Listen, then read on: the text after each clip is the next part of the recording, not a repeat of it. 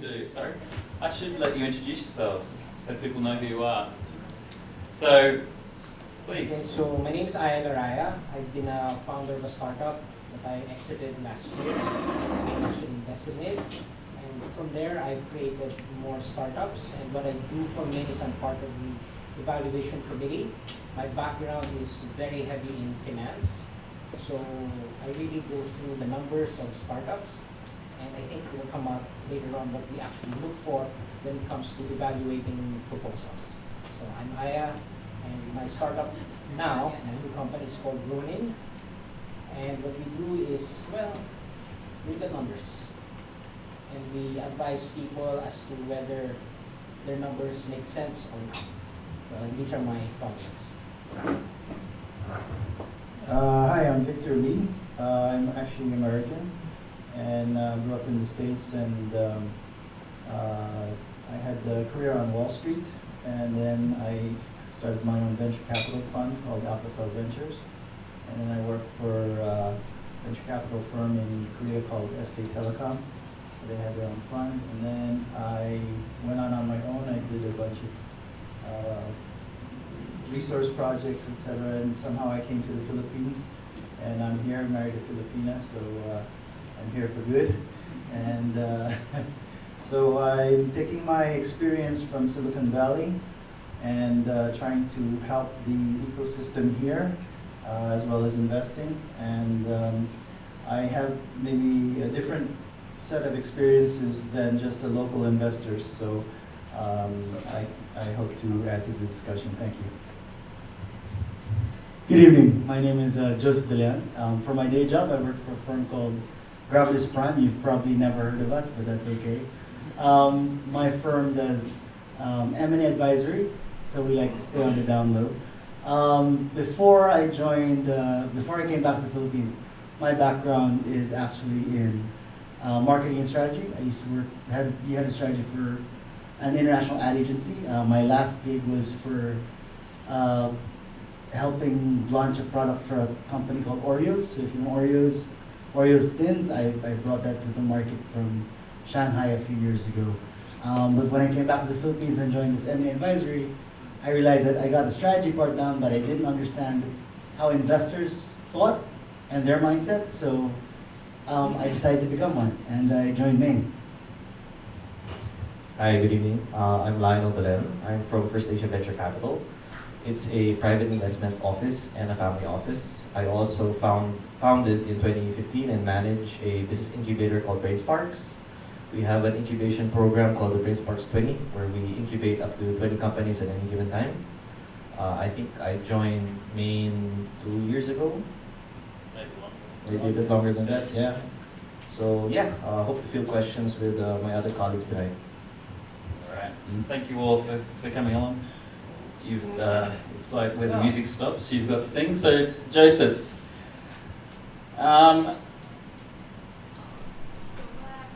let's do what qualities of a startup founder attract investors? Oh, I don't have to answer the first one.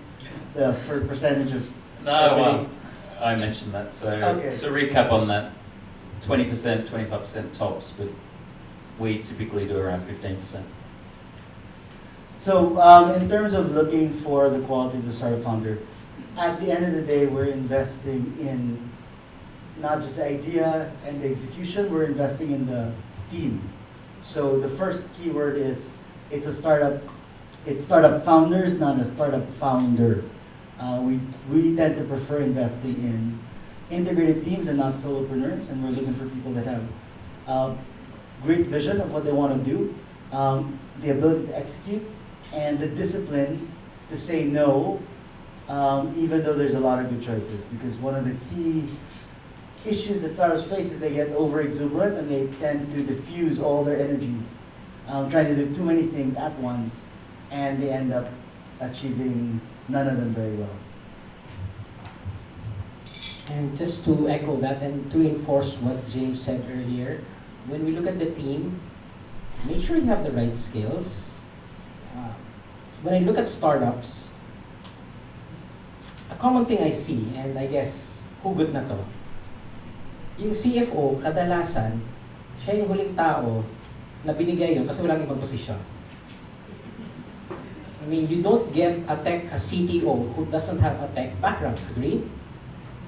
But you will see many CFOs who have absolutely no finance training, no finance background, suddenly asking for millions of pesos when they were never trained how to handle it. That's a very common thing I see. So, again, remember, you're asking for someone's money, normally 7 digits or more. And if no one in your team ever held ₱1 million in their hand or was ever taught what to do with that money, assume you got the money. Will you actually know what to do with it? Is anyone in your team actually trained to know what to do with it? At this stage, when you're asking for other people's money, that becomes important. If it's just you, do whatever you want, it's your money. But the minute you ask, is someone actually trained? And you will see that all throughout the presentation, that skills, very important. So make sure your team has it.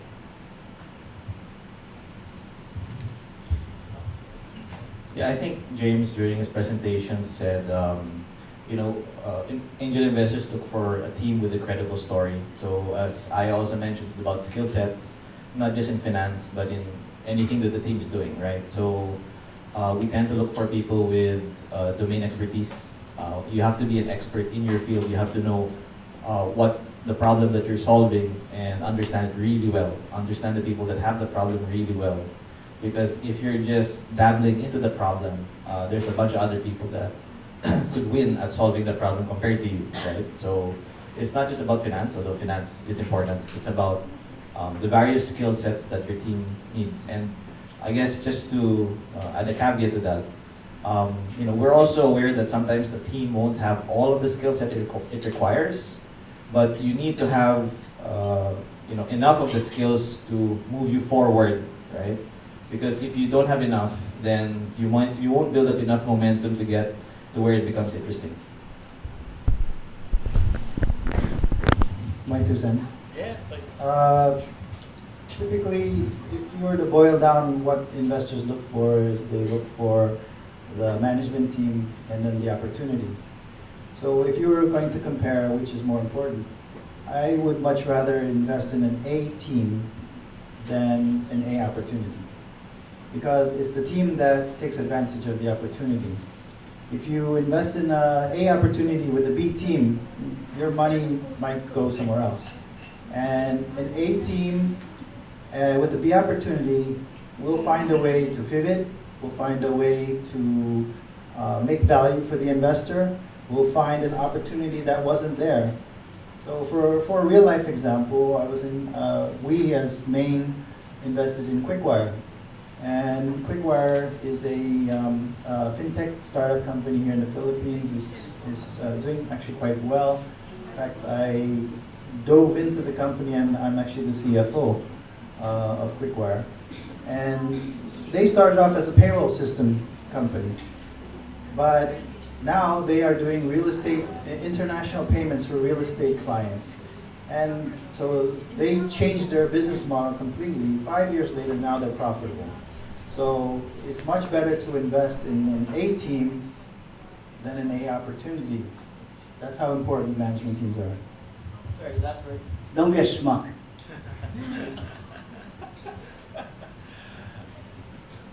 All right. So I'll do a couple of these quickly. But what stage of a startup are investors heavily involved in assisting and advising? The quick answer is all stages, but your investors and advisors change. So we can help you at the very early stage, but when you are a growth stage enterprise past Series A, there are others that would be more qualified and better to have on your team than us. Anyone want to add to that? Which industry is frowned upon to have one-man management team? As Joseph said, we prefer multi-person teams. Obviously, at the point you come to us, you're going to have a few people. If you are a sole founder, you'll have other people, employees on your team. So you'll never, at the point you're talking to us, be a single-person team. From an investor's perspective, what emerging industries do you find most exciting? I'll open that one up. Well, in general, it's really where there's a lot of growth potential, right? So, where I guess disruptive technology plays a role. In most recent wave, of course, was the internet, which allowed businesses to reach customers not just in their locale but anywhere in the world. And there are new horizons to that, which involve technology, various kinds. In terms of sectors, it really depends per investor. You have investors that are interested in specific sectors, investors that are interested in various sectors, investors that are interested in more development. Myself in particular, I'm more interested in education, property tech, healthcare. On my end, based on my experience, one potential actually is professional education. Because with the speed with which new knowledge is being churned out, right now there doesn't seem, like if you've already graduated from college, where do you actually go to learn more? I mean, yeah, you go masters of, but that's fast becoming obsolete just with the speed of new developments, new technologies, new theories, new stuff coming out. Where do you learn that? The joke is, when you take a programming language in college, by the time you graduate, that language is obsolete. So that actually applies to a lot of other industries. So where does a person here in the Philippines, where we are so strong on education and we value it so much, after college, where do you learn? Sadly, quite often it's Facebook University. You learned it on Facebook, you heard it on Facebook, so I guess it must be true. So that's, I think, a place where there is a lot of potential, given that you have a lot of young people who are in a position to learn.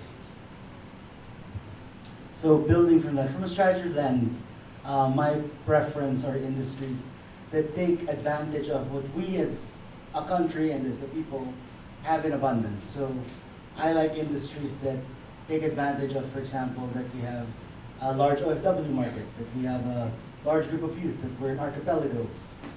When I was mentoring and judging startups in Samoa, which is apparently very, very far away, and only has a population of 200,000 people, I was meeting these committed startups who were saying, if I can solve this problem here in Samoa for a disconnected group of 200,000, a disconnected community of 200,000 people, then that means this might work in other markets where there are disconnected people of about 200,000.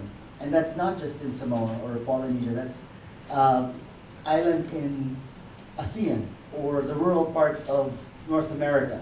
So that kind of thinking, when we apply it to what we have advantages in, ideally that will give us an edge.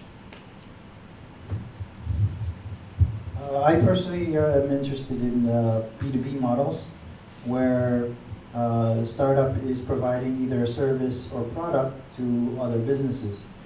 And that is where you're solving a real business problem, where there's a real business pain point. And it's your ability to take advantage of technological innovations, technological tools that old industry doesn't have. So and a lot of these are already built in the US or in Europe or in Japan, China. So you're applying learned lessons from other markets and applying it to a untechnologically advanced Philippines. And you're using your networks to tie together the technology with the business problems and the business partners. Whereas if you're doing a more frontline consumer retail business, that's endless amount, it's a black hole of marketing dollars where you have to go chase after the 120 million Filipinos and then about 12 to 15 million overseas Filipinos. That's an endless amount of cash that's just being poured down, and if you got it wrong, it's all gone.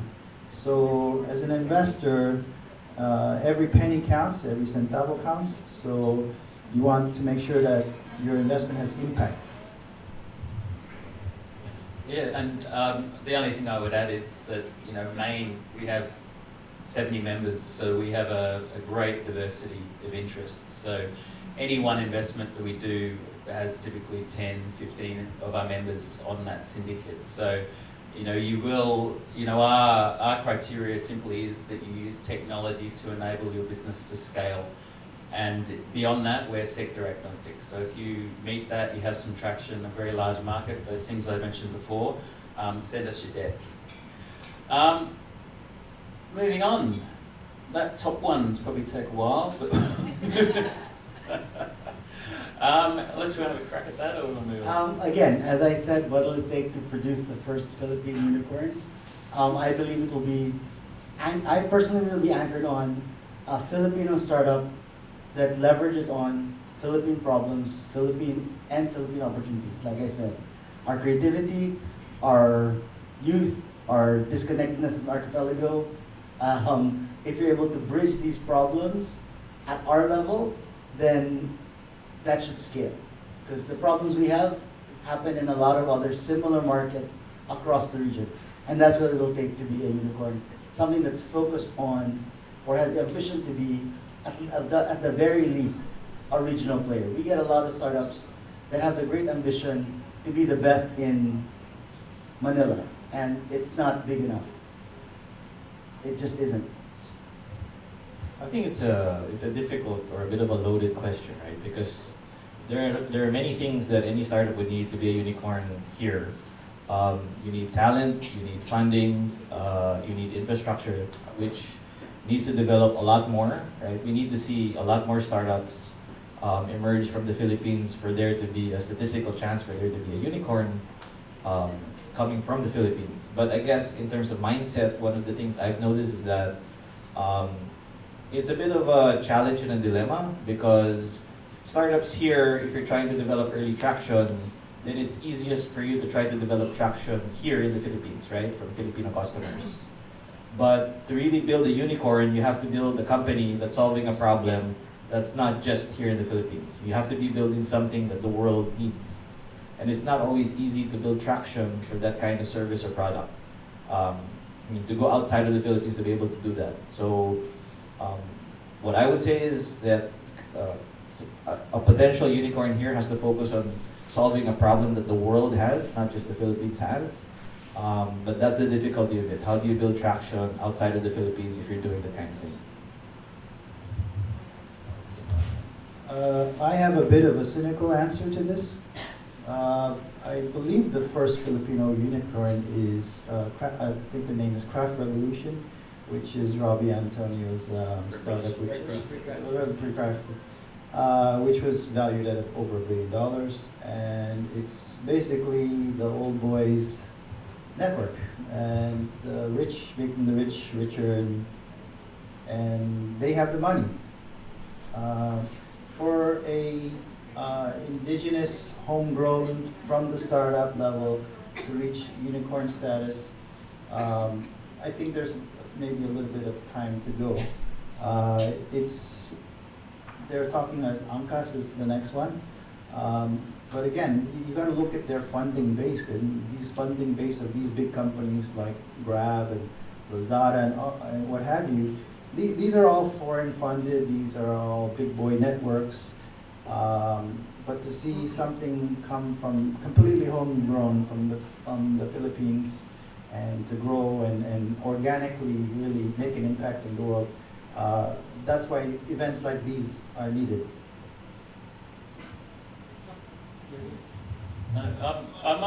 There was a question up there about investing outside Manila, and that we mentioned that in a few of those answers, but basically we're talking about ASEAN, the world, the globe.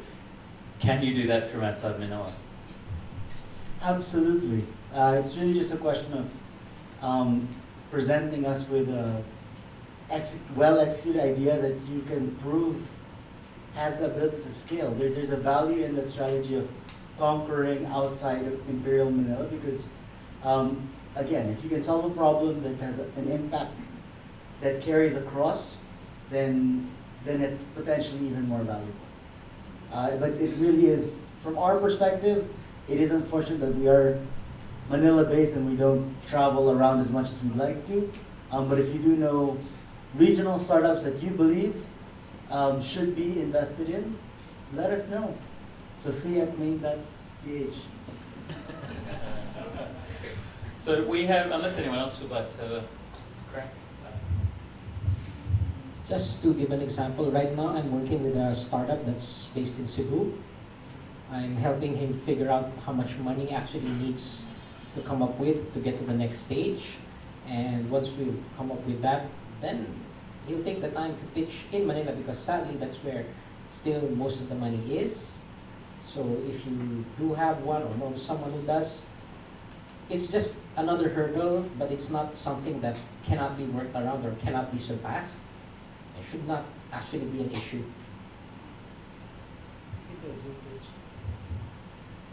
All right, we've actually got 44 questions, which is better than I thought. So Speed round. I'll do a speed round. Does Maine open its networks to startups who are in pilot stage? The answer would be yes, but you need to be someone that, and we do that, have done that, but it has to be someone that we think will be investable and meets what we're interested in. So they're a good team, a good idea. They just need a bit of an extra push. So we obviously couldn't do that to the 1,000-odd plus startups in the Philippines. Thoughts on the startups in the agriculture industry? We very much would like to invest in agtech. We have yet to find one that meets all the criteria that we have, but if you do have one, please let us know. Does Maine reply if we ask for advice? I try to. I might not, but we'll do our best. It depends on how specific the question is, but we do, as we said, we do a lot of mentoring and a lot of advice giving outside of investment itself. Crowdsourcing. Do we recommend crowdsourcing? I assume you mean crowdfunding, but we would recommend you get your money from whatever suits you and wherever is possible, as long as it meets your, a strategic alignment. If anyone else wants to jump in on these, please do. So we'll pass this one out, but what's your take on a startup that has not generated much revenue due to manpower limitation? Do you still consider it as a potential startup to invest in? So, one of my favorite, almost patented question is, besides money, what's it going to take for you to really succeed in the business? If your challenge is manpower, the question is, what kind of manpower are you missing? So we've invested in startups that were not yet profitable, but we worked with them to figure out, all right, what's the math in terms of how many, what sort of acquisition rate you need to be getting so that you'll be running in the black, right? And if it's an attainable number and it's a sensible number, then yeah, we'll take a punt, right? But if you're missing manpower and you're not achieving results, the question is, maybe what's missing is the passion or the brilliance of the idea that's going to attract the right manpower. One of the key things we look for in founders is whether they're able to actually move and convince other people to take this great gamble with them. And if you're not able to get one other person to follow you, so that follow your leadership, then why should we give our money to you? So maybe. All right, moving on. Is there an assurance from startups that their ideas won't be stolen? Look, we won't sign an NDA. We're not going to steal your idea. I can probably guarantee you that any idea you send me, I will have seen 20 times previously. So there is, there is very little chance that there is something that we haven't seen before. Then the other question is, I'm busy with my life. I don't have time to give that up and go and start a startup to do this. So it's very unlikely. No one invests in $1 million idea because they don't exist. There's only $1 million executions. I guess, to begin with, if you are so scared, that shows in a sense lack of confidence in your ability to execute. Because if the opportunity is really there and you can do it, then take on all comers. If your competitive advantage really is a competitive advantage, then whether or not other people know about your idea, but if they don't have you, so what? Because as has been mentioned, at the end of the day, it's about execution. Everyone, I mean, if you think about it, all the big ideas, someone can say, hey, I could have thought of that. Yeah, but could you have executed it? I think that's the thing. So just send it. Unless it's an algorithm to predict lotto winning scores, then I will use it. This is an interesting one, but once we do the investment, what are the KPIs and milestones we look at after we invest in a company? Well, that would depend on the business and pretty much what stage you're in. I mean, are you at the stage that you're just beginning to generate revenue, or are you a later stage wherein you've already started generating revenue and you're now just trying to scale? It's something that is not really cut and dried, one answer for everybody. We look at a specific business. As my colleague has said, it could be, have you hired the right people? Because if one of your initial problems was, well, I didn't have enough people, okay. One metric can be, have you hired the right person to do that thing that was giving you problems before? And are they doing the job that you wanted them to do? Now, since we don't know what that job is, then we have to figure out what the metric is for that particular, like, simplest thing, sales. Okay, so you hire salespeople. Did you hire enough? Are you now hitting targets? Or if it's a development issue, do you now have enough devs? Are they now producing the tech on schedule? So those are the things we will look at. I think in general, what's common across all the startups after investment, that investors will pay more attention to are your customers. Is your customer base growing? How long or how much are they using your product? What are you learning from your customers, right? So it doesn't necessarily mean that because your customer base isn't growing, that's a bad sign. Sometimes it's about why is it that you're not growing? What can you learn from that, right? That's actually what we're wondering about. So I would say customers is probably the single most important thing to probably look at after investing. And then maybe product and team. Typically, when you are asking for money, you're asking for a certain amount, let's say $500,000. So then you'll say, I will use this $500,000 to do 1, 2, 3. And then as an investor, you got the money, and then maybe a few months later, we'll ask you, well, what did you do with that money, and where are you? You said you would do this, you would hit this milestone by this time, and there's a clear deliverable, and are you there? Are you behind schedule? Are you ahead of schedule? And those are metrics that will attract us to put more money in, or at the very least, introduce you to other investors saying, these guys are doing a great job. They are ahead of schedule. They've got more customers than they said they would. They are overperforming. And so it really, what you put in your investment presentation is very important. You will be accountable for it later on. The investors will say, well, you said you would do this, this, and this. Why haven't you done this? What are the delays? What is causing these problems? Why are you behind schedule? And obviously, as you're already an investor, you will dig in and try to help the company to get beyond the problem. But be very aware when you make your investment presentation. I will do this with this money, and you will be accountable for it. So I guess just one last thing, just to add. I pay attention to how you actually track your metrics. Do you understand the data that you should be tracking and how you should be tracking it, right? There are many kinds of businesses. Let's say you're a fintech company. It's not just looking at, let's say, transaction volume. It's also about your margins on the transactions.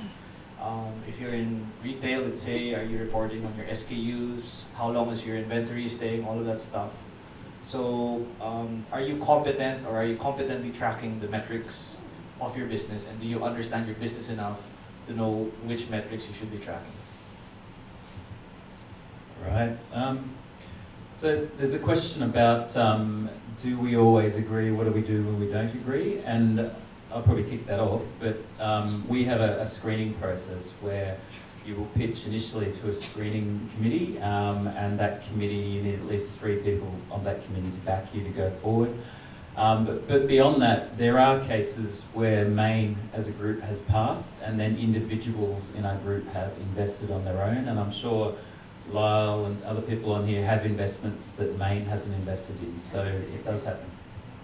The first rule of Fight Club.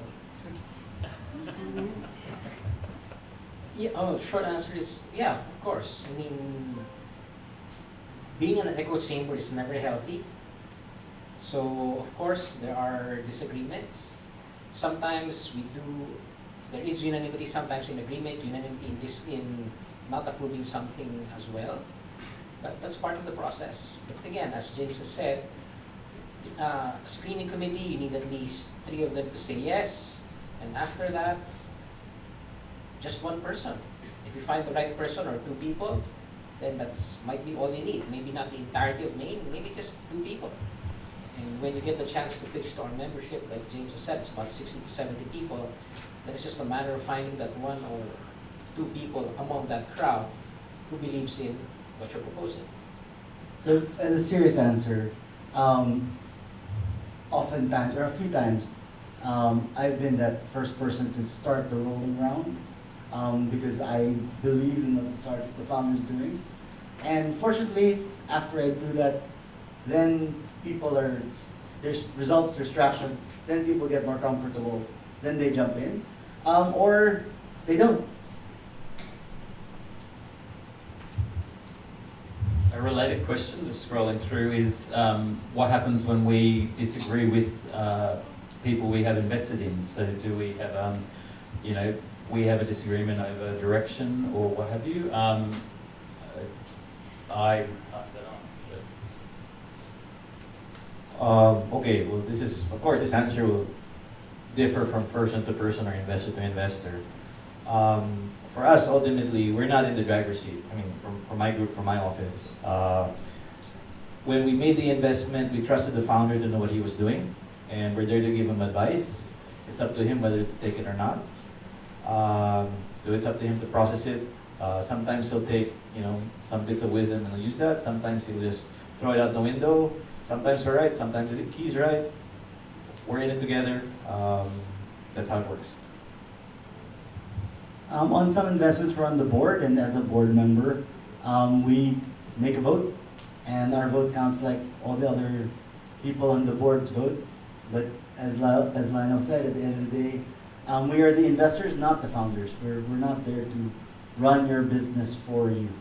And if you run into investors that want to run the business for you, then either A, they're not the right investors for you, or B, you're not the right founder for your business.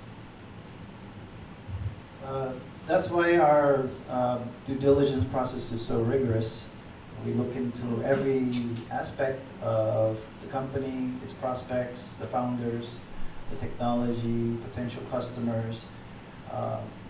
Because we have this informed knowledge about you, that's why we are making the investments. And once the investment is in, we're partners, and we got to work it through together. So if you take a different direction, we can give our best advice, but at the end of the day, we are a minority position, and the founders are the ones that are the majority owner, and they make the call at the end of the day. And at the end of the day, if it's wrong, you live with it. And same with us. We made the investment in you, the founders, and you made the wrong call. That was our call, right? So you live with your decisions, but we try our best to make the best informed decision based on checking every possibility. But that being said, if there's any malfeasance or illegal activity, we'll sue. just so we're clear. We're ready for the roller coaster, but again, it goes back to what James said. This operates on the assumption of integrity and the quality of care for what you're trying to do. Well, I think just to add to that, there must be something we're doing right, because we haven't had that kind of horror story yet. I also haven't had the kind of horror story in my office for the investments we've done. But I think that stems from the fact that from the outset, from the starting point, we try to work with, we want to invest in people we know we can work with, right? It's going to be a long-term relationship, and there will be mutual respect, right? We respect the founder, they respect us as investors, and that's what keeps it working.